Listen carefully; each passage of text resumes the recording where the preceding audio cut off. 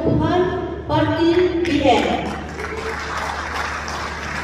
Kedua, Muhammad Yunus bin Ibrahim, Parti PPK. Ketiga, Matri bin Kasim, Parti PKS.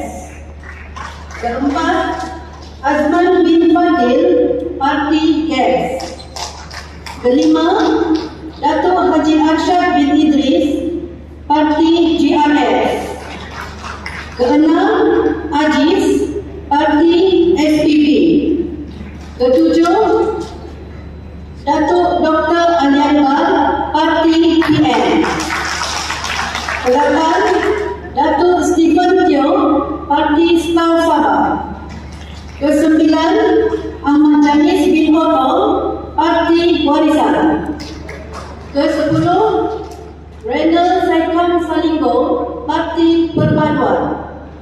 Kesebelas, Adis bin Jali, Parti PIS.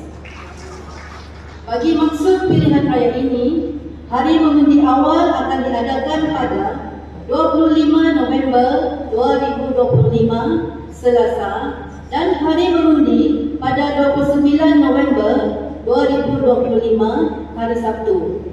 Pusat-pusat mengundi akan dimaklumkan seperti di borang 8, iaitu notis pilihan raya yang dipertandingkan yang akan diwartakan dan dipamerkan di pusat mengundi yang ditetapkan.